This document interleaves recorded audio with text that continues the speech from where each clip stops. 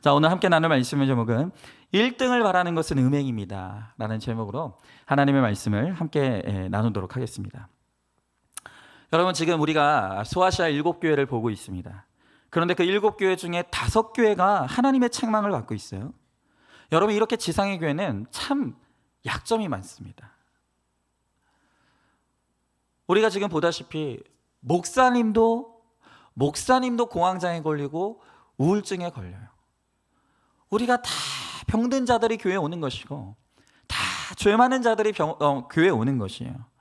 여러분, 그러니 교회의 약함이 왜 없을 수 있겠습니까? 왜 교회가 이런저런 문제가 없겠습니까? 여러분, 그러나 교회가 불안정하다고 우리의 구원도 불안정한 게 아니라는 거예요. 신약의 에베소서 2장 8절의 말씀에 보면 너희는 그 은혜에 의하여 믿음으로 말미암아 구원을 받았으니 이것이 너희에게서 난 것이 아니라 하나님의 선물이다라고 했어요. 여러분, 다시 말하면 구원이라는 것은 내 행위와 내 열심, 내가 조금이라도 다른 사람보다 착하게 살아서 구원받는 게 아니라는 거예요. 여러분, 그래서 구원받는 것이, 우리가 구원받을 수 있는 것이 믿음이라고 한다면 우리 중에 구원받을 수 있는 사람은 아무도 없습니다. 왜냐하면 내가 아무리 착하게 살려고 해도 그것보다 훨씬 더 많은 죄를 우리가 지으며 살아갈 수밖에 없기 때문이에요. 여러분, 그러나 구원은 하나님의 은혜로 주어지는 거예요. 구원은 하나님의 선물이에요. 그 은혜를 소망하고 또 하나님의 선물을 받기를 소망하는 자들에게 하나님은 아낌없이 구원의 은총을 베풀어 주신다는 거예요. 여러분, 그러므로 지상의 모든 교회들이 약점이 있고 불안정하지만 하나님의 은혜가 있기에 우리는 분명히 구원을 향해서 나가고 우리의 구원은 확실한 구원인 것이죠. 여러분, 지금 이 소아시아 7교회가 겪는 환난도 바로 이 약점을 바로잡기 위한 하나님의 훈련이에요. 여러분, 한번 생각해 보십시오. 하나님께서 지금 이 7교회 가운데 5교회를 책망하고 있다고 했는데 책망할 수 있는 것도 살아있기 때문이에요. 여러분, 죽은 자에게 책망해봤자 뭔 소용이 있습니까? 죽은 자는 책망도 소용이 없는 거예요.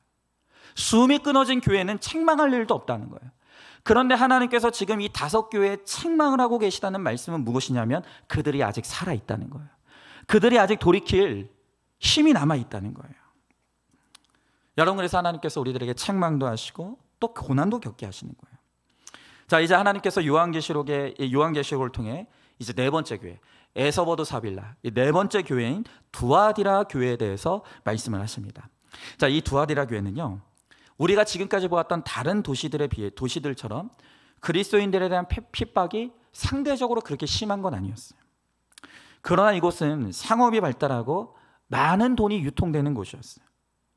우리가 알다시피 상업이 발달한 곳 치고 죄와 음란이 판을 치지 않는 곳이 없죠.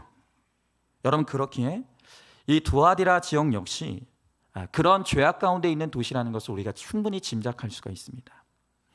오늘 하나님께서는 이런 두아디라 교회를 향해 각 사람의 행위대로 내가 갚아주겠다라고 말씀하시는 거예요.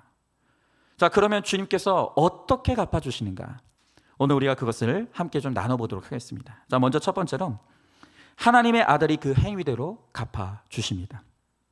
자, 오늘 18절의 말씀에 보니까 두아디라 교회의 사자에게 편지하라. 그 눈이 불꽃 같고 그 발이 빛난 주석과 같은 하나님의 아들이 이르시되 그랬습니다.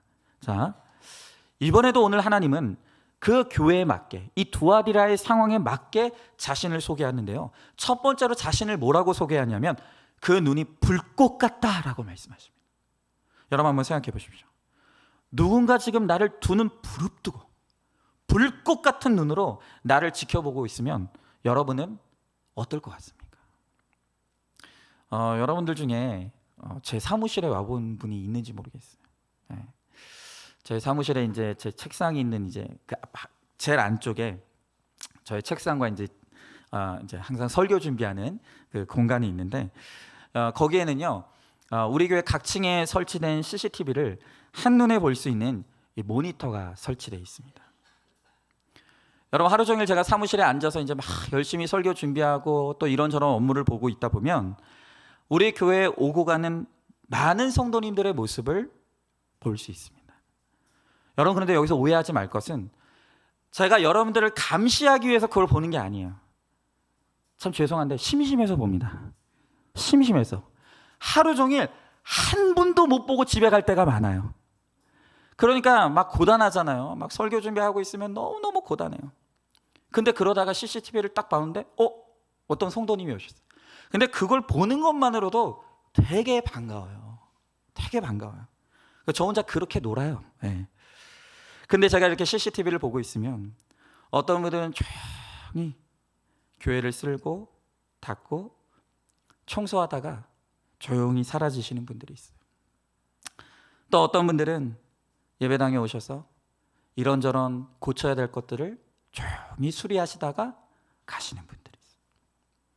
또 어떤 분들은 교회를 들어와서 조용히 기도하시다가 그렇게 돌아가시는 분들도 있고, 또 어떤 분들은 335 모여서 목장도 하고 교제도 나누시며 그렇게 돌아가시는 분들이 있어요. 근데 제가 참 이상한 게 교회 2층에 좋은 공간 만들어 놨잖아요. 좋은 공간 만들어 놨는데 꼭 4층에서 꼭 목장 모임 하시는 분들이 있다고. 그것도 4층도 제 옆에, 제 사무실 옆방에서 막 웃고 떠들면서 막 하시는 분들이 있어요. 좋습니다. 듣기 너무 좋아요. 네. 그거 들으면서도 또 저도 같이 웃고. 그냥 저 혼자 놀고 살아요, 그냥 저는. 여러분 이렇게 보죠. CCTV로만 봐도 누가 오고 가고 누가 어떤 일을 하는지를 다 지켜봐요. 근데 오늘 하나님께서 뭐라고 말씀하신다고요? 내가 불꽃 같은 눈으로 너희가 어떻게 살아가고 있는지, 너희가 지금 어떤 모습으로 살고 있는지를 내가 지켜보고 있다라고 말씀하시는 거예요. 여러분, 나를 불꽃 같은 눈으로 하나님께서 지켜보고 계신다라고 하는 오늘 이 말씀이 여러분들에게는 위로의 말씀입니까? 아니면 여러분들에게는 두려운 말씀입니까? 한번 목장에서 한번 좀 나눠봤으면 좋겠어요. 불꽃 같은 눈으로 나를 바라보신다는 이 말씀이 나는 두려운가? 아니면 감사한가? 위로가 되는가? 또 오늘 성경에 보니까 하나님을 어떻게 소개하냐면 그 발이 빛난 주석 같다 그랬어요. 여러분, 이 빛난 주석은 단단하고 무거운 이 금속을 의미합니다. 즉, 이 부패하고 죄에 물든 두아디라를 주님이 빛난 주석과 같은 무거운 발로 밟아버리시겠다. 하나님이 밟으시면 일어날 자가 없다. 살아날 자가 없다. 그리고 다음으로 오늘 주님은 하나님의 아들이다 라고 말씀하세요. 여러분, 요한계시록에 등장하는 이 7교회 중에 주님이 자기 자신을 하나님의 아들이라고 표현하는 교회는 바로 이 두아디라 교회가 유일합니다. 그러니까 왜 그럴까요? 이유가 있어요. 바로 이 두아디라는 제우스의 아들인 아폴로를 신으로 숭배하는 사상이 있었어요. 바로 그렇게 이 두아디라에게 제우스의 아들 아폴로가 아닌 하나님의 아들이신 예수님이 참신이라는 것을 분명하게 알리기 위해서 내가 하나님의 아들이다 라는 것을 오늘 이 두아디라 교회에 선포하고 계시는 것이죠. 여러분, 이렇게 말씀으로 예수님이 누구시고 하나님이 어떤 분이신가를 우리가 알아가는 것이 바로 믿음이에요. 자, 한번 질문해 봅니다. 나를 불꽃 같은 눈으로 지켜보시는 하나님의 시선을 느끼며 살아가고 있습니까? 사람의 시선만 속이면 된다고 생각하고 있지는 않습니까? 자, 두 번째로 오늘 하나님께서 이 두아디라 교회를 향해서 나중 행위가 처음 것보다 많다라고 칭찬하십니다. 그러니까 처음에는 약했지만 가면 갈수록 그 헌신과 충성이 아주 많다라고 말씀하시는 것이죠. 자, 오늘 19절의 말씀에 보니까 내가 내 사업과 사랑과 믿음과 성김과 인내를 아노니 내 나중 행위가 처음 것보다 많도다 그랬어요. 여러분, 오늘 하나님은 두아디라의 여러 행위 중에 먼저 이 칭찬받을 것을 먼저 언급하십니다.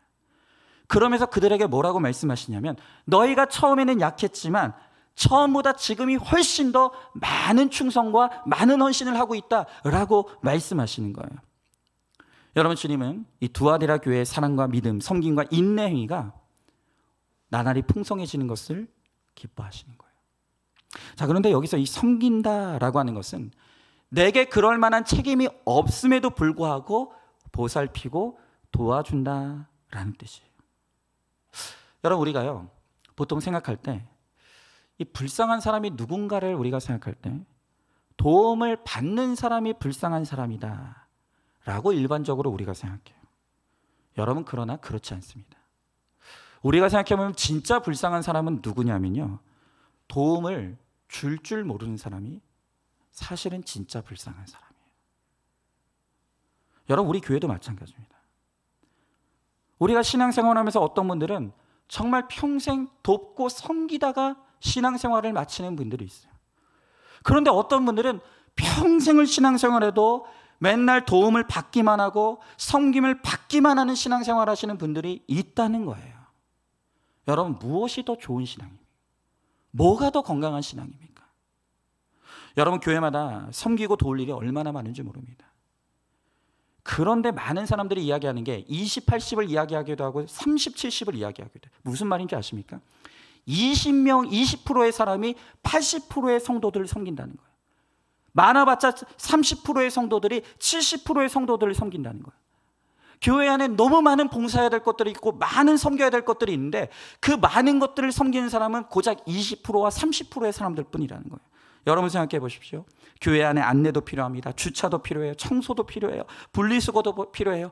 이제 식당 봉사도 필요해요. 여러분, 제가 너무 감사한 게 뭔지 아십니까? 식당 봉사하는 우리 집사님들, 저 같으면 싫을 것 같거든요.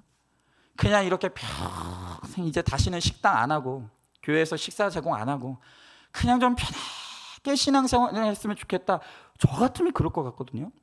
그런데 지금 저한테 우리 교회 식사 교재 다시 좀 했으면 좋겠다고 제일 저한테 읍소하는 분들이 식당 봉사하는 집사님들이에요.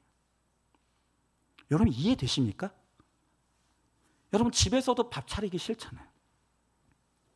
근데 지금 우리 교회에서 그 누구보다도 이 식탁의 규제를 다시 회복하기를 바라고 저한테 끊임없이 목사님 다시 해요. 다른 데도 지금 다 식사하고 있는데 왜 교회라고 못합니까? 우리 식탁의 규제 다시 시작해요 라고 끊임없이 저한테 요구하시는 분들이 다른 분들이 아니라 식당에서 봉사하시는 집사님들이에요.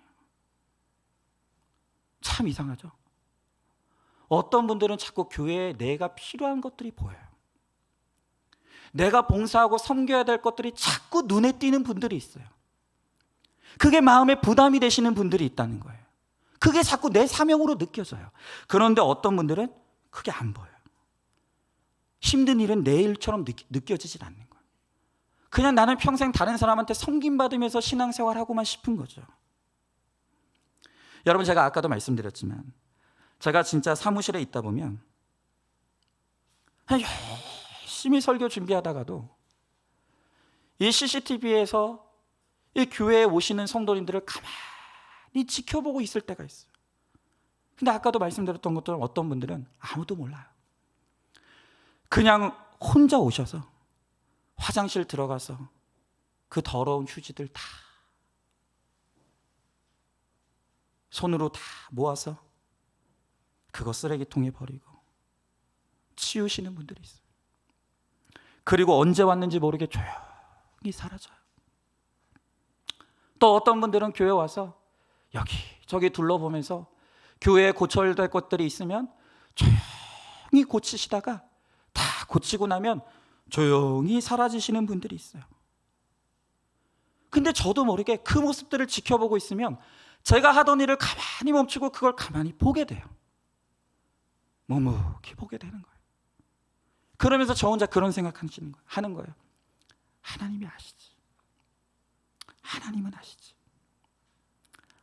아무도 이분들이 이렇게 하는 걸 모르지만 하나님은 다 보고 계실 거야. 하나님이 갚아주실 거야. 여러분, 제가 그분들이 조용히 와서 그렇게 청소하고 또 교회 수리하고 이런저런 일하고 가시는 모습을 보면 저 일부러 안 나갑니다. 여러분, 물론 제가 격려하고 칭찬하고 감사를 표할 수도 있어요. 근데 혹시 그러면 하나님께서 주실 상을 잃어버릴까 봐 제가 하나님 앞에 상급 받으라고 제가 일부러 안 나가요. 하나님이 갚아주실 거예요. 여러분, 이렇게 사람의 인정과 칭찬을 구하지 아니하고 최선을 다할 때 하나님이 그것을 불꽃 같은 눈으로 지켜보시고 그 섬김과 희생을 기억해 주신다는 거예요. 여러분, 에베소 교회 기억나십니까? 하나님께서 에베소 교회를 책망하실 때 뭐라고 책망했었냐면 너희는 처음에 그 뜨거웠던 행위를 잃어버렸다. 너희는 그 뜨거웠던 첫사랑을 잃어버렸다라고 말씀하셨어요. 그런데 이 두아디라 교회는 오히려 처음보다 나중이 더 뜨거운 교회, 바로 그 교회가 두아디라 교회라는 거예요. 그 얼마나 훌륭한 교회입니까? 근데 이렇게 훌륭해서 책망받을 일이 없는 교회 같아도 이제 하나님의 책망이 시작되는 거예요. 자, 먼저 질문해 봅니다. 힘든 일은 내 일이 아니라고 하면서 교회 섬기는 것을 기피하고 있지는 않습니까? 봉사를 하면 어떤 때 시험이 듭니까? 그 마음까지도 하나님께서 불꽃 같은 눈으로 지켜보시며 위로하고 계신다는 것을 알고 있습니까? 자, 세 번째로, 자, 이제부터 하나님의 책망이 시작돼요. 오늘 이런 훌륭해 보이는 두아디라 교회에 하나님이 책망할 것이 있다는 거예요. 자, 그 내용이 무엇입니까? 두 가지가 있어요. 첫 번째로 뭐냐면 하나님은 그들이 음행을 용납한 것을 하나님께서 책망하신다는 거예요. 자, 오늘 20절의 말씀에 보니까 그러나 내게 책망할 일이 있노라. 자칭 선지자라는 여자 이세벨을 내가 용납함이니 그가 내 종들을 가르쳐 꾀어 행음하게 하고 우상의 제물을 먹게 하는도다 그랬어요. 여러분, 지금 오늘 이 말씀에 보니까 이 두아디라 교회에 어떤 거짓 여선지자가 들어왔대요. 그런데 그 여선지자가 영적인 음행을 조장하고 사람들을 우상 숭배하게 했다는 거예요. 그런데 두아디라 교회가 이 거짓 선지자의 이 가르침을, 교훈을 받아버렸다는 거예요. 여러분, 이 자칭 선지자라고 하는 여자 이세벨이 하나님의 종들도 꾀고 음행하여 우상의 제물을 먹게 했다. 근데 여기서 이 두아디라 교회의 거짓 복음을 전하고 있는 이 이세벨은 진짜 이름이 아니라 구약 성경에 등장하는 시대의 악녀로 상징되는 이 적그리스도와 같은 이 존재라고 말할 수 있는 거예요. 여러분, 이 이세벨이 누구냐면 그녀는 구약의 시돈왕 옙바알의 딸이자 북이스라엘의 아합 왕의 왕비였어요. 이 이세벨은 북이스라엘의 아합 가문에 시집 와서 이스라엘 전역의 바알 숭배 사상을 보급하고 여호와의 선지자들을 몰살시키려고 했던 그야말로 사단의 우두머리였습니다. 그런데 여러분, 놀라운 사실이 뭔지 아십니까? 이렇게 하나님의 선지자들을 핍박하고 이렇게 우상들을 이 이스라엘 전역에 퍼뜨리고 있는 이 이세벨이 이스라엘 백성들에게 인기가 좋았다는 거예요. 인기가 좋았다. 여러분, 이상하지 않습니까? 우리가 알기로는 이스라엘은 하나님을 믿는 민족이에요. 그런데 이세벨처럼 우상을 숭배하는 것을 조장하고 또 하나님의 선지자들을 박해하는 이 이세벨이 일반 백성들에게는 너무너무 인기가 좋았던 거예요. 왜 그런지 아십니까? 이 이세벨이 너무 잘나서 그래요. 이 이세벨은 로얄 패밀리입니다. 아버지도 왕이고요, 시아버지도 왕이고요, 남편도 왕이고 아들도 왕이에요. 완전히 인생이 너무너무 멋있고 세련된 여자인 거예요.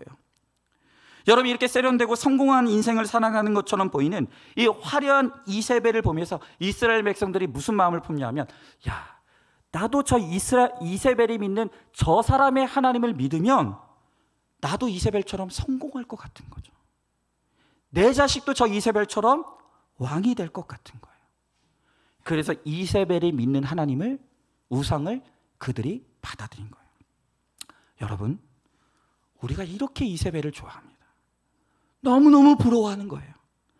학벌의 이세벨, 외모의 이세벨, 재력의 이세벨, 정말 우리가 봤을 때 모든 것을 다 갖춘 것 같은 그 이세벨 같은 사람들을 내 인생의 롤모델로 여기면서 끊임없이 그들을 쫓아다니고 내 자녀들을 왕으로 만들고 싶어서 세상 사람들과 끊임없이 결혼시키면서 불칠주야 수고하는 것이죠.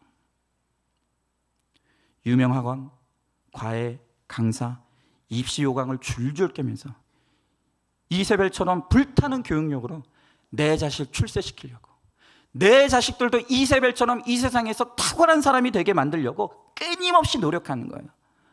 여러분, 그런데 정말 무서운 것이 뭔지 아십니까?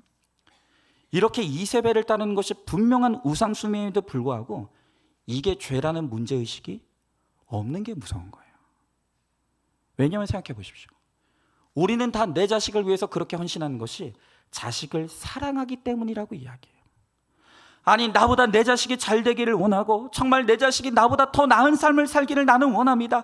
그래서 내 자식을 위해서 내가 이렇게 헌신합니다. 이게 모두 사랑으로 표현되어 있어요. 그러니 이게 무슨 죄라고 생각합니까?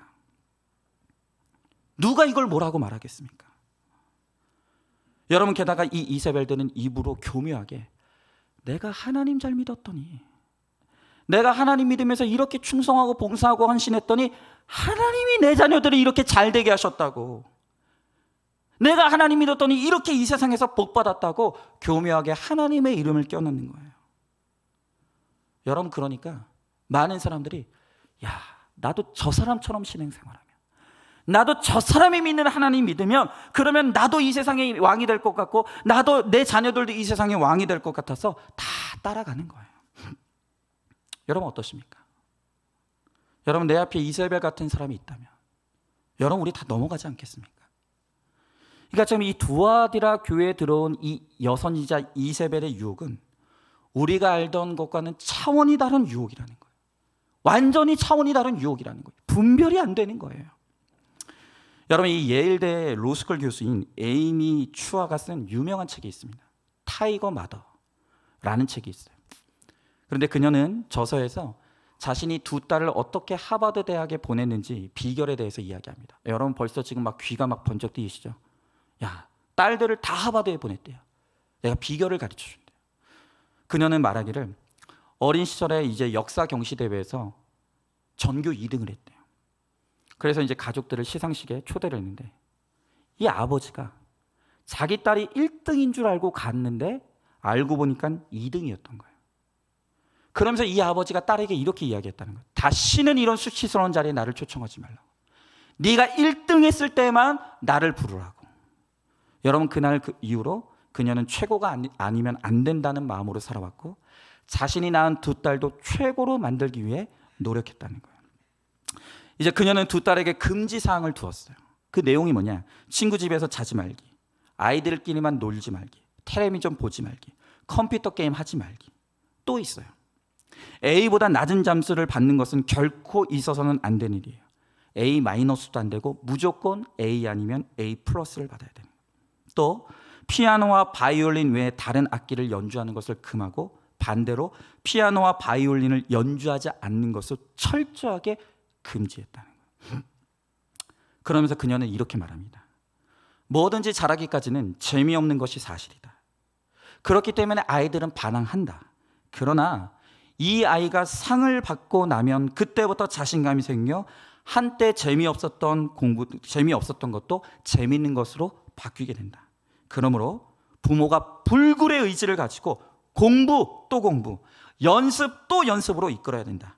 오직 끈질긴 공부와 연습만이 잘할 수 있는 최고가 되는 비결인 것이다. 여러분, 그녀의 사전에 2등 없습니다. 무엇을 하든지 1등만이 목표인 거예요.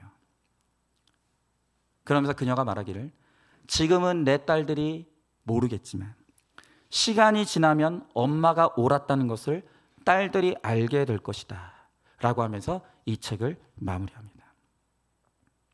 여러분 어떻습니까? 여러분은 이 교수가 잘하고 있다고 생각하십니까?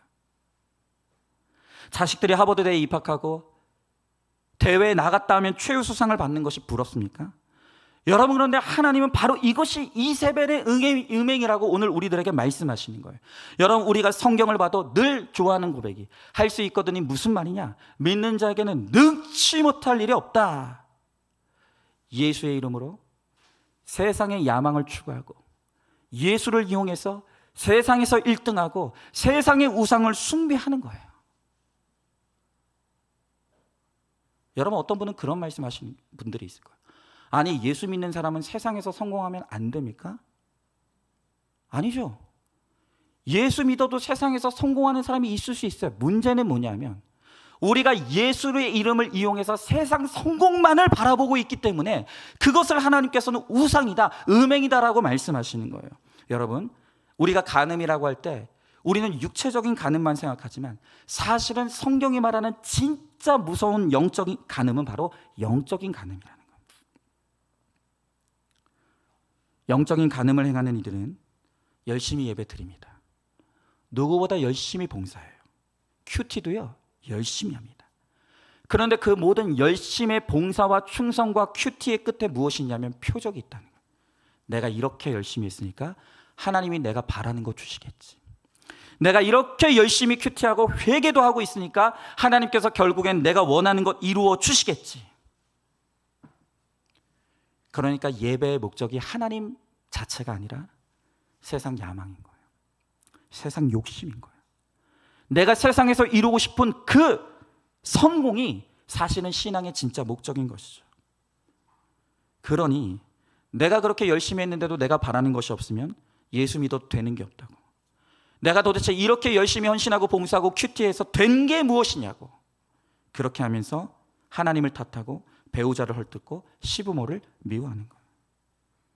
여러분, 신앙의 목적은 예수 만나 구원받는 거예요. 예수님 한 분만으로 나는 충분합니다라고 고백할 수 있는 것이 신앙의 본질이고 목적이에요. 그러나 그것이 아니라 세상의 야망과 성공을 쫓고 그것을 얻어야만 되겠다라고 하는 것이 바로 이세벨의 음행이라는 거예요. 여러분들 오늘 말씀해 보니까 정말 심각한 건 뭐냐면 바로 이 거짓 선지자 이세벨이 누구를 꾀었다 하냐면 주의 종들을 꾀었다는 거예요. 여러분, 지금으로 말하면 목사, 사역자들이, 이 두아디라의 목회자들이 다 이 거짓 선지자의 꾀임에 넘어갔다는 거예요. 그래서 이 목사들이 설교난에 서서 부르짖기 시작하는 것이 기복신앙을 부르짖는 거예요. 여러분, 바버라 에런 라이크가 쓴 긍정의 배신이라는 책에 나오는 내용이에요. 우리가 알고 있는 미국의 초대형 교회 목회자들이 교회 안에 세상의 프로그램들을 막 들여오기 시작한다. 취업 박람회, 건강 박람회, 이혼한 사람들을 위한 모임, 에어로빅 광장, 심지어는 교회 안에다가 헬스장까지 만든다는 거예요. 그럼 도대체 교회가 왜 그 많은 일들을 하고 있는가? 왜 그런 일들을 하고 있는가? 여러분, 교회의 본질은 회개와 구원을 위한 말씀의 선포예요. 여러분, 구제도 필요하죠. 어려운 사람들 돕는 것도 중요해요. 여러분, 하지만 교회가 교회인 이유, 교회만이 이 세상에서 할 수 있는 유일한 본질은 뭐냐 하면 회개의 복음을 선포하고 사람들을 구원의 자리로 이끄는 것, 이게 바로 교회만이 할 수 있는 교회의 본질이라는 거예요. 사람들의 죄 고백을 하고 회개하도록 구원의 말씀을 전해야 되는 거예요. 그런데요, 오늘날 많은 교회들이 성도들이 듣기 싫어한다는 이유, 성도들이 꺼려야 한다는 이유로 오히려 그 복음의 본질을 방해물로 여기고 내던지는 것이죠. 그러니까 그런 많은 사람들을 끌어모으고 대형 교회를 목적으로 하는 목회자들이 끊임없이 이야기하는 게 그런 거예요. 아니, 생각해 보라고. 일주일 동안 세상에서 고생하다가 주일날 딱 하루 교회에 오는데, 아니 성도들로 하여금 죄책감을 느끼게 하는 설교를 하면 성도들이 좋아하겠냐고. 회개하지 않으면 지옥 갑니다. 이런 설교 듣고 싶어하는 사람이 누가 있겠냐는 거예요. 그래서 교회들이, 목회자들이 오히려 진짜 복음을 다 치워버리는 거예요. 그리고 진짜 복음을 치워버린 그 자리에 긍정의 복음을 갖다 놓기 시작하는 거예요. 주님 믿으면 불가능한 것이 없다고, 뭐든지 긍정적으로 생각하고 사고하면 그 생각하는 대로 반드시 이루어질 것이라고, 그렇게 긍정의 힘을 부르짖기 시작하는 거예요. 그래서 교회 안에 복음적인 설교는 감추어지고 세속적인 이 물질의 세계를 추구하고, 오히려 목회자들의 설교를 통해서 예수 믿으면 이 땅에서 잘 되고 형통하고 내 자식들이 잘 된다고 하는 이 땅의 야망과 성공을 부추기는 그런 복음을 전하기 시작했다는 거예요. 여러분, 그러나 이것이 바로 이세벨의 꾀임에 넘어간 목회이고 설교라는 거예요. 근데 저는 이 말에 전적으로 동의해요. 여러분, 저도 처음 주님 앞에 부름받았을 때는 하나님 앞에 그렇게 고백했었어요. 하나님, 나 같은 거 구원해 주신 것만 해도 은혜인데 나를 목회자로 불러주셔서 너무 감사하다고. 주님이 나를 어디로 부르시던 거기 가서 나는 주의 복음 전하다가 죽겠다고 제가 처음에 그렇게 고백했어요. 그런데 목회자로 살다 보니까 어느새 제가 변질되기 시작한 거예요. 그리고 이 목사의 직을 이용해서 나도 큰 교회를 이루고 많은 성도들을 모아서 세상으로부터 인정받고 칭찬받는 목회자가 되고 싶다라고 하는 이 야망과 성공이 저의 우상이 되어버린 거예요. 근데 여러분, 그게 목적이 되다 보니까 많은 사람들 끌어모으고 큰 교회 건축하는 것이 제 목회의 목적이 되다 보니까 그때부터 뭐가 변질되기 시작하면 복음이 변질되기 시작하는 거예요. 여러분, 사람을 끌어모으려면 사람이 듣고 싶은 말을 해야 될 거 아니에요.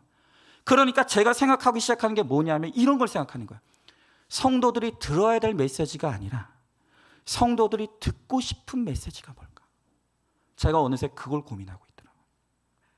그리고 어느새 저의 메시지는 회개와 구원, 십자가의 복음이 아니라 위로의 복음, 잘 된다는 복음, 예수 믿으면 형통한다는 그런 가짜 복음, 기복의 복음을 부르짖고 있었다는 거예요. 근데 저는 그게 죄인 줄도 몰랐어요. 그런데 하나님께서 이렇게 이세벨의 게임에 넘어가서 가짜 복음을 전하다가 제가 지옥에 갈 것을 너무 불쌍히 여기셔서 하나님께서 구속사의 복음으로 저에게 찾아와 주시고, 이제는 제 성공이 아닌 한 영혼을 구원하는 것이 목회의 목적이 되는 이 본질적인 목회로 저를 돌아가게 하는 거예요. 여러분, 이 구속사 복음 전하려면요, 야망을 버리지 않으면 안 됩니다. 아까 말했던 것처럼, 아니 한 주 동안 그렇게 고생하다가 오늘 교회 왔는데 기껏 전하는 말이 내 죄를 회개하고 구원받으라는 복음을 듣는다고 한다면 그거 좋아할 사람이 누가 있습니까? 이 설교는요, 성도들 쫓는 설교예요. 그러니까 이거는 야망을 버리지 않고는 절대로 할 수 있는 설교가 아니라는 거예요. 여러분, 저는요, 여러분들을 이용해서 제가 성공한 목회자 되기를 원하지 않습니다. 여러분들이 듣기 싫더라도 진짜 복음을 듣고 여러분들이 구원받게 되기를 소망하는 거예요. 오늘도 그걸 위해서 목회하고 있는 거예요. 여러분, 오늘 두 번째로 두아디라 교회를 향해서 하나님께서 뭐라고 책망하냐면 회개를 거절한 것을 책망한다고 말씀하시는 거예요.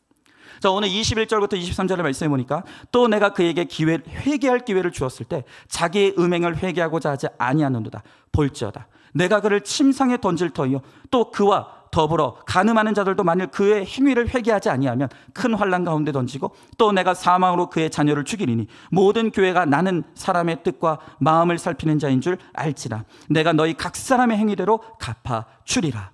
여러분, 지금 이 두아디라 교회가 열심히 헌신합니다. 열심히 봉사합니다. 그런데 그 목적이 뭐라고요? 내가 이렇게 하나님 앞에 잘 보여서 나는 성공할 거야. 나는 이 세상에서 성공할 거야. 이 세상의 성공 우상이 헌신의 목적이고 믿음의 목적인 거예요. 하나님께서 오늘 회개하라는 거예요. 이 영적인 간음을 회개하라는 거예요. 여러분, 그런데 오늘 주님 뭐라고 말씀하십니까? 그들이 끝내 회개를 거절했다는 거예요. 여러분, 생각해 보십시오. 내가 이 세상에서 왕으로 살면 뭐합니까? 내 자녀가 이 세상에서 왕이 되면 뭐합니까? 죽음 이후에 그들이 갈 곳은 지옥과 멸망이라는 거예요. 하나님은 회개를 거절한 사람들이 각 사람의 행위대로 갚아주시겠다고 말씀하시는 거예요. 여러분, 이 애굽 왕 바로도 끝까지 회개를 거부하다가 애굽의 모든 장자와 그의 큰아들까지도 죽었어요. 또 유다의 마지막 왕 시드기야도 보면 끝내 회개를 거부하다가 두 눈이 뽑히고 개처럼 결박당하여 바벨론에 끌려가는 수치를 당했다는 거예요. 여러분, 또한 마태복음 19장에도 보면 부자 청년도 주님께 왔을 때 주님이 말씀하시기를 너의 소유를 팔아 가난한 자들에게 나눠주고 너는 나를 따르라 라고 말씀하셨어요. 그런데 성경에 보면 그 부자 청년이 예수님의 초청에 응하지 못하고 근심하며 돌아갔다는 거예요. 여러분, 여기서 이 돌아갔다는 것은 그가 지옥에 갔다는 것을 의미하는 거예요. 여러분, 오늘 주님께서 우리에게 말씀을 통해 오늘 회개하라고 말씀하십니다. 오늘이 바로 내가 회개할 기회라고 말씀하시는 거예요. 그런데 하나님께서 끊임없이 말씀을 통해 우리에게 회개하라고 촉구하는데도 회개하지 않는 사람들이 너무 많아요. 여러분, 주님이 회개하라고 하시면 지체하면 안 돼요. 즉시 주님, 제가 잘못했습니다. 여러분, 길을 가다가도 회개할 것이 생각나면 그 자리에서 회개해야 되는 거예요. 버스를 타고 가다가도 회개할 것이 생각나면 그 버스 안에서 회개하는 거예요. 여러분, 운전하다가도 회개할 것이 생각나면 갓길에 세워놓고 운전하는 거예요. 주님, 잘못했습니다. 용서해 주십시오. 여러분, 왜 우리는 회개를 미루면 안 됩니까? 왜 회개는 오늘 해야 되는 것입니까? 이유가 뭐냐면 우리에게 내일이 있으리라는 보장이 없기 때문이에요. 오늘이 내 인생의 마지막일 수 있어요. 오늘이 내가 회개할 수 있는 마지막 기회일 수 있다는 거예요. 여러분, 그러므로 하나님께서 내 죄를 깨닫게 하셨고 나로 하여금 회개하라고 말씀하시면 바로 오늘 지금 이 시간 하나님 앞에 내 죄를 회개하고 돌이켜야 되는 거예요. 주님은 회개하는 자를 가장 기뻐하십니다. 오늘 회개의 기회를 놓치면 다시는 우리가 회개할 기회를 얻지 못할 수가 있다는 거예요. 여러분, 한번 질문해 보세요. 배우자가 돈 잘 벌어다 주고 자식이 공부 잘하는 지처를 부러워한 적이 있습니까? 누가 이렇게 하면 성공할 수 있다고, 자식을 명문대학에 보낼 수 있다고 해서 따라 다닌 적은 없습니까? 하나님이 회개할 기회를 주시는데도 나는 잘못한 것이 없다고 버티고 있지는 않습니까? 지금 내가 회개해야 될 것이 무엇입니까? 마지막 네 번째로 남은 자에 대한 약속이 있습니다. 오늘 24절부터 29절의 말씀에 보니까 두 아들에 남아있어 이 교훈을 받지 아니하고 소위 사탄의 깊은 것을 알지 못하는 너희에게 말하노니 다른 짐으로 너희에게 지울 것이 없노라. 다만 너희에게 있는 것을 내가 올 때까지 굳게 잡으라. 이기는 자와 끝까지 내 일을 지키는 그에게 만국을 다스리는 권세를 주시니 그가 철장을 가지고 그들을 다스려 질그릇을 깨트리는 것과 같이 하리라. 나도 내 아버지께 받은 것이 그러하니라. 내가 또 그들에게 새벽별을 주리라. 귀 있는 자는 성령이 교회들에게 하시는 말씀을 들을지어다 그랬어요. 여러분, 너무나 감사하게도 지금 이 거짓 선지자 이세벨이 두아디라 교회에 와서 이 거짓 기복의 복음으로 사람들을 세상의 우상을 섬기게 꾀이고 있어요. 그런데 그 가운데서도 그 가짜 복음을 거부하고 믿음을 지키는 자들이 있었다는 거예요. 하나님은 그들에게 다른 짐을 지울 것이 없다고 말씀하세요. 이미 그들이 큰 짐을 지고 있기 때문이에요. 여러분, 그렇지 않습니까? 모든 사람들이 예수 믿으면 잘 된다고, 예수도 잘 믿고 세상에서도 잘 될 수가 있다고, 내가 예수 믿는 믿음 때문에 내 자식도 잘 될 수 있다고, 그 기복의 복음에 빠져서 하나님과 세상을 겸하여 섬기면서 음행을 저지르면서 살아가고 있는데, 오늘 우리는 이 구속사의 복음을 가지고 십자가의 길을 걸어가는 거예요. 이 인생의 목적이 행복이 아니라 거룩이라고 외치며 가고 있는 거예요. 기복이 진짜 복이 아니라 팔복이 진짜 복이라고 우리는 고백하며 가는 거예요. 여러분, 이것이 우리 인생에 얼마나 큰 짐입니까? 많은 사람들이 예수 적당히 믿으면서 교회 나오고 싶을 때는 나오지만 내가 놀러 가야 될 때, 바쁠 때, 돈 벌어야 될 때는 얼마든지 세상으로 떠나면서 적당한 신앙생활을 하는데, 우리는 힘써 주일 예배를 지키고 수요 예배를 지키고 목장 예배를 지키고, 여러분, 이것 자체가 우리에게 너무너무 무거운 짐이라는 거예요. 그러니 하나님께서 우리들에게 다른 짐을 지어줄 것이 없다라고 말씀하시는 거예요. 여러분, 오늘 주님께서 우리가 얼마나 무거운 십자가를 지고 가는지를 너무 잘 알아요. 우리가 얼마나 좁은 길을 걸어가고 있는지를 너무너무 잘 안다는 거예요. 심지어 같은 예수 믿는 사람들조차도 뭐 그렇게 힘들게 예수 믿냐고, 뭐 그렇게 빡빡하게 예수 믿냐고, 그냥 적당히 믿으라고, 오늘 오히려 믿는 사람들조차도 나를 조롱하는, 우리가 그런 믿음의 길을 가고 있다는 거예요. 근데 오늘 주님께서 뭐라고 말씀하신다고요? 너희가 남은 자라는 거예요. 너희가 남은 자라는 거예요.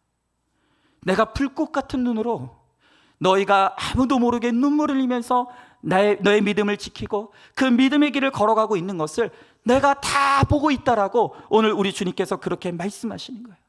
그러면서 이렇게 이기는 자와 끝까지 지키는 자에게 만국을 다스리는 권세를 주겠다. 무슨 말입니까? 하나님께서 하나님 나라의 백성이 되는 권세를 주시겠다고 말씀하시네. 또 주님은 더 나아가 새벽별을 주시겠다고 해요. 이 새벽별은 예수님을 의미하는 거예요. 그러니까 이렇게 복음의 길로 내가 오늘도 나의 십자가를 지고 가는 우리 성도들에게 예수님이 나의 소유와 상급이 되게 하셔서 환경을 초월하여 예수님 때문에 평안하고 예수님 때문에 감사하고 예수님 때문에 기뻐하는, 이 땅에서도 죽어서도 천국을 누리는 가장 복된 인생이 되게 하시겠다고 오늘 우리들에게 그렇게 약속해 주시는 거예요. 여러분, 오늘도 마지막으로 우리들 교회 한 집사님의 간증을 듣고 우리 마무리하도록 할게요. 한번 들어보시기 바랍니다. 저는 한때 은행 지점장이었습니다. 저는 제 인생이 전성기만 있을 줄 알았습니다. 흉년의 올이라는 생각은 한 번도 해본 적이 없었습니다. 그러다 어느 날 명예퇴직을 당하고 말았습니다. 퇴직 후 연봉 3천만 원의 자리를 제안받았지만 지금껏 1억 이상의 연봉을 받아온 제게는 너무 우습게 여겨졌습니다. 대신 임직원에 차도 주고 집도 주는 어느 건설 회사를 선택했습니다. 그런데 그것이 너무 잘못된 선택이었습니다. 그 회사는 저에게 신앙 양심으로서는 도저히 할 수 없는 일들을 요구했습니다. 3천만 원으로 내려가는 것이 싫어서 잘못된 선택을 한 것입니다. 저의 가장 결정적인 실수는 건설 회사에 들어간 후에도 씀씀이를 줄이지 못한 것이었습니다. 자식들에게 이제 아버지의 시대가 끝났다고 이야기했어야 되는데 그러지 못했습니다. 친척들 앞에서도 허풍을 떨면서 돈을 썼습니다. 아내가 외제차가 멋있다고 하니까 그까짓 거 못 사주냐면서 5억 원을 대출받아서 주식에 투자했습니다. 그러다 쫄딱 망하고 졸지에 숨도 쉴 수 없게 되었습니다. 이 정도로 내려가니 이제야 저는 용역에서 보내준 회사에 출근합니다. 월급은 적지만 5시 30분이면 칼퇴근을 할 수 있는 덕분에 수요 예배도 지킬 수 있게 되었고 목장 예배도 지킬 수 있게 되었습니다. 사실 이제껏 누가 저에게 물어보면 저는 여전히 은행에 다닌다고 뻥을 쳤지만 여전히 사실은 저는 용역회사에 있습니다. 은행 지점장일 때는 직원들을 시키면 되었기에 컴퓨터를 쓸 일이 없었습니다. 그런데 지금은 저녁에 컴퓨터를 배우느라 인생이 힘이 듭니다. 여러분, 연봉 1억 원 받던 분이 내가 어떻게 3천만 원을 받을 수 있어? 이게 바로 이세벨의 음행을 따르는 거예요. 내가 왜 정신과를 가야 돼? 내가 왜 약을 먹어야 돼? 나는 그럴 사람이 아니야라고 말하는 것이 이세벨의 음행을 따르는 거예요. 왜 나는 내려가면 안 됩니까? 왜 나는 약 먹으면 안 됩니까? 여러분, 그렇게 내려가고 내가 약을 먹게 되더라도 그것 때문에 하나님의 은혜가 필요하다는 것을 깨닫게 되고 내가 하나님의 은혜를 사모하며 주님 안에 거할 수만 있다라고 한다면 내 인생이 내려가는 것도 내가 약을 먹으며 살아가는 것도 은혜인 거예요. 그런데 여전히 나는 이 세상에서 잘 돼야 되고 나는 이 세상에서 성공해야 되고 나는 이 세상에서 많은 사람들이 우러러보는 사람이 되어야 된다는 이 세상의 성공 우상, 세상의 야망 우상을 깨트리지 못하기 때문에 우리가 내려가질 못하는 거예요. 나의 연약함을 직면하지를 못하는 거예요.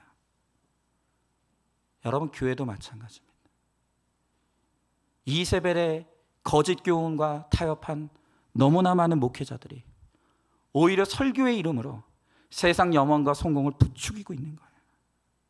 여러분, 교회는 그런 곳이 아닙니다. 교회는 그런 곳이 아니에요. 교회가 축복을 이야기하면 성도가 바글바글거리고 고난을 이야기하면 성도가 반으로 줄고 죄를 이야기하면 아무도 교회에 오지 않는다고 합니다. 그래서 저는 여러분들이 너무 이상한 거예요. 제가 매주마다 죄를 이야기하고 고난을 이야기하는데 도대체 여러분들 우리 교회 왜 오시는 거예요? 아니, 다른 교회 가면은 잘 된대요. 능치 못할 일이 없대요. 예수 믿으면 내 자식도 잘 되고 우리 부자 될 수 있다고 전하는 복음을 전하는 교회들이 너무너무 많아요. 근데 여러분들은 도대체 여기 왜 오시는 거예요? 왜 그런 줄 아십니까? 여러분들이 남은 자이기 때문이에요. 남은 자이기 때문이에요. 세상의 거짓 복음에 타협하지 아니하고 비록 이 길이 좁은 길이고 십자가의 길이지만 바로 이 길에 생명이 있음을 믿기에 오늘도 이 좁은 길, 생명의 길을 여러분들이 함께 걸어갈 수가 있는 거예요. 여러분, 우리 이 길에서 벗어나지 않길 바랍니다. 오늘 끝까지 이기는 자에게 오늘 주님께서 철장을 깨트리는 권세와 만국을 다스리는 권세, 그리고 새벽별을 얻게 하시겠다고 주님 말씀하시는 거예요. 바로 이 십자가의 길에 내가 회개하며 내 죄를 고백하며 가는 이 길에 오늘 우리의 구원이 있고 우리의 생명이 있는 거예요.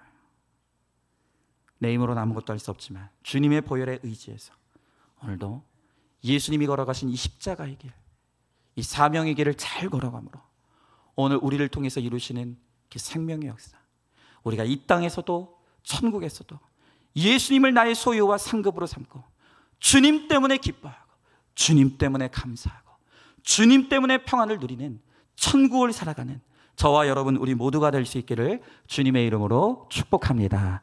여러분, 이 시간 우리 다 같이 찬양하고 기도했으면 좋겠습니다.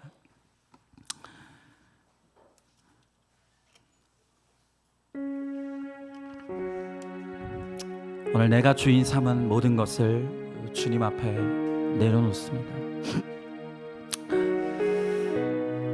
여러분, 정말 그렇습니다. 오늘 제가 이 말씀을 준비하면서 바로 내가 이세벨의 거짓 복음에 꾀임을 당했던 어리석은 목사였구나라는 것이 정말 너무너무 회개가 되어졌어요. 저도 이 구속사의 복음이 제 안에 들어오기 전에는 날마다 제가 고민하던 것은 성도들이 들어야 될 말씀이 무엇인가, 성도들을 살려낼 수 있는 말씀이 무엇인가가 아니라 우리 성도들이 듣고 싶은 말씀이 무엇인가를 고민했어요. 그리고 그것이 사실이 아님에도 불구하고 사람들이 듣고 싶은 말이라면 그걸 복음으로 포장해서 얼마나 거짓된 복음을 많이 전해내는지 모릅니다. 어느 시간 저의 성공우상, 야망우상, 목회자의 직을 이용해서 내가 내 이름을 이 세상에 한번 떨쳐보겠다고 그렇게 몸부림쳤던 저의 모든 이 세상의 우상과 주인을 내려놓기를 원합니다. 저도 정말 처음에는 하나님 한 분이면 충분합니다. 주님 어디로 나를 부르시던, 주님이 무엇을 시키시던 내가 하나님 앞에 충성하겠습니다라고 고백했던 때가 있었는데 그 믿음 어느새 다 까먹고 이 세상 야망에 취해서 제가 그렇게 목회했었어요. 제가 바로 목사 이름으로 지옥 갈 뻔한 너무너무 악한 목사인 것을 회개합니다. 여러분, 지금 우리도 한번 회개하길 원합니다. 내가 예수 믿으면서 처음 주님 나를 부르셨을 때 나 같은 거 구원해 주셔서 감사하다는 감격의 눈물도 있었고, 하나님 한 분이면 충분하다는 그 믿음의 고백도 있었는데, 어느새 내 행위가 많아지고 내 열심이 많아지고 내 헌신이 많아지다 보니까 내 마음 가운데 어느새 내가 이렇게 열심히 했는데 하나님 나에게 좋은 거 주시겠지, 내가 이렇게 충성했는데, 내가 이렇게 큐티 열심히 하는데 하나님도 나를 이 세상에서 잘 되게 해주시겠지, 이렇게 세상 우상을 붙잡고 있었던 모습, 오늘 주님이 그것이 음행이라고 말씀하십니다. 오늘 이 시간 내 주인 삼은 모든 건 내려놓고 나를 사랑하시는 그 주님 앞에 나가 주님 한 분만이면 충분합니다. 주님 한 분이면 충분합니다. 다시 구원의 자리로 돌아갈 수 있게 하여 주시옵소서. 오늘 이 시간 이 찬양 우리 같이 찬양하고 믿음으로 고백하며 나가도록 하겠습니다.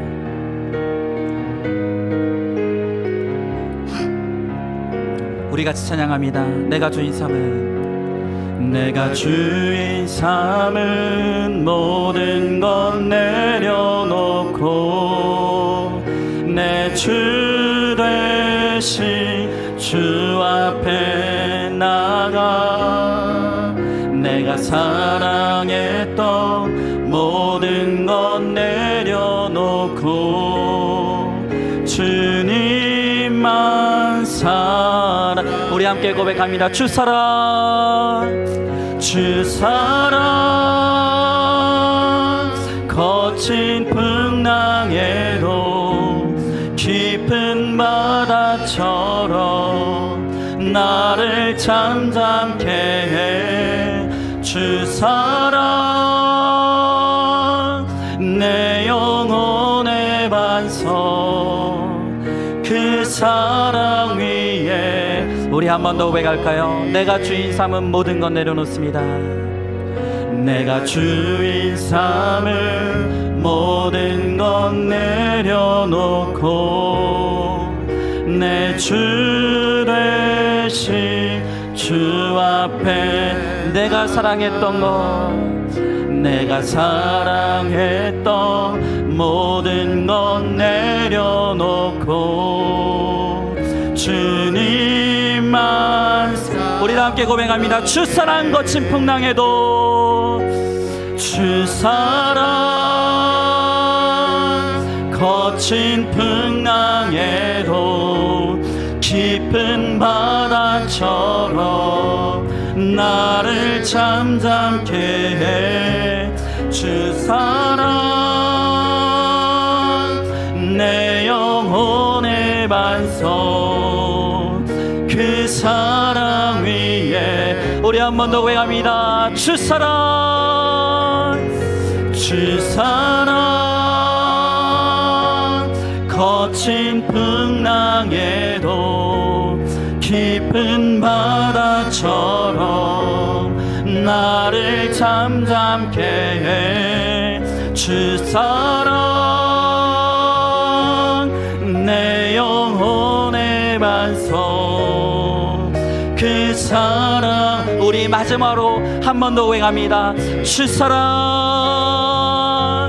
주 사랑 거친 풍랑에도 깊은 바다처럼 나를 잠잠케 해. 주 사랑 내 영혼의 반석, 그 사랑 위에 서리. 여러분, 이 시간 우리 함께 회개하기 원합니다. 하나님, 그렇습니다.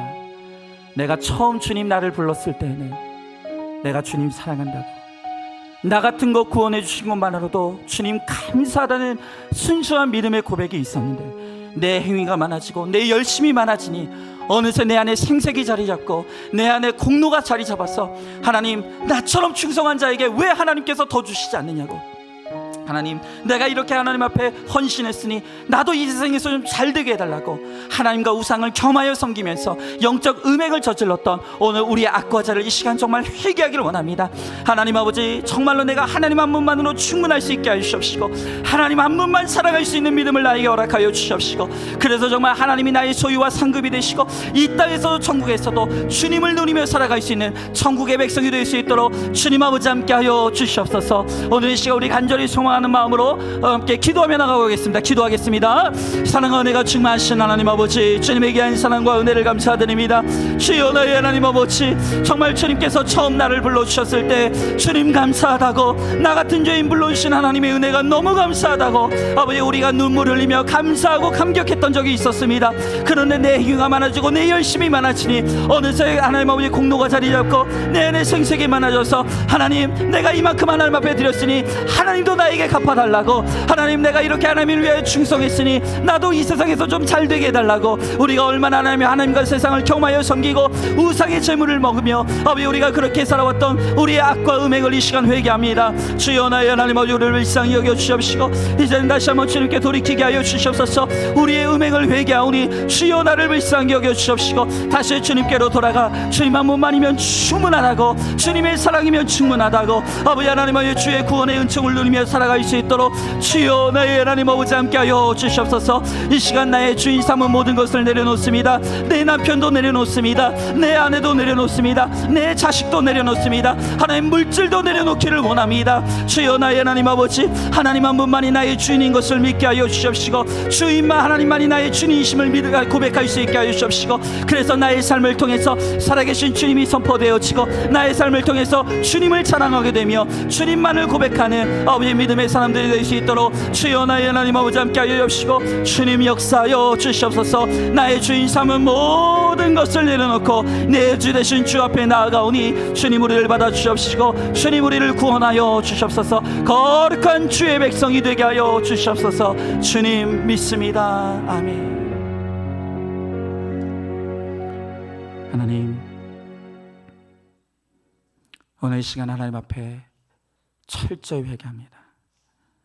제가 바로 두아디라 교회 이세벨의 꾀임을 받았던 악하고 어리석은 목사였음을 주님 앞에 회개합니다. 주님, 저를 처음 불렀을 때 한없이 감격했고, 나 같은 죄인을 목사로 불러주신 것 하나만으로도 내가 너무나 감격하며, 주님 어디로 부르시고 나에게 무엇을 일을 맡기시더라도 내가 주를 위해 헌신하겠다고 약속했던 그 눈물의 고백을 흘리던 그 시절이 있었는데, 어느새 목사로 살아가면서 나도 이 세상에서 좀 성공한 목사가 되고 싶고, 나도 이 세상에서 좀 사람들에게 인정받고 싶은 목사가 되고 싶다는 세상의 야망우상과 성공우상에 사로잡혔어.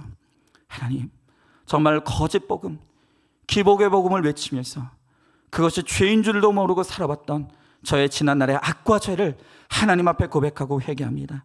하나님, 그러나 제가 이렇게 살다가는 지옥에 갈 수밖에 없음을 주님께서 아시고 불쌍히 여기셔서 하나님 구속사의 복음으로 저를 만나주시고 저의 모든 우상들을 철파하여 주시고, 이제는 이 생명의 복음을 붙잡고 한 영혼을 구원하는 이 목회의 본질을 추구하며 하나님 이렇게 나아갈 수 있도록 은혜를 베풀어 주심을 감사드립니다.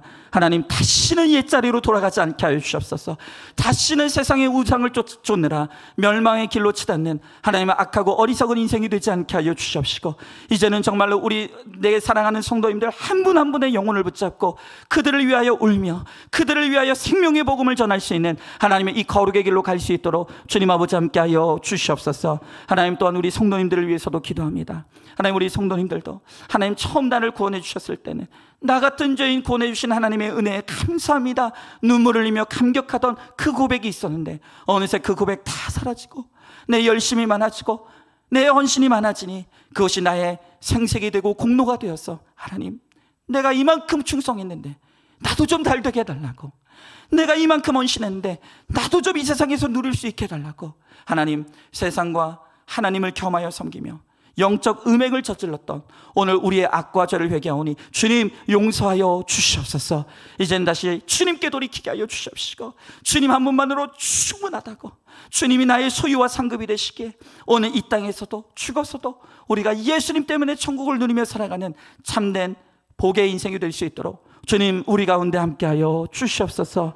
반드시 그렇게 하여 주실 줄 믿사오며 사랑이 많으신 우리 예수님 이름 받들어 기도드리옵나이다. 아멘. 이제는 우리 주 예수 그리스도의 은혜와 하나님의 사랑과 성령의 교통하심이, 이제는 내가 주인 삼았던 그 모든 세상의 헛된 우상들을 다 내리고 깨트려 오직 하나님만이 나의 주인 되시고 주님의 길을 쫓아 주님의 제자로 살아가기를 소망하는 사랑하는 모든 성도들 머리머리 위에 이제부터 영원토록 함께 계실지어다. 아멘.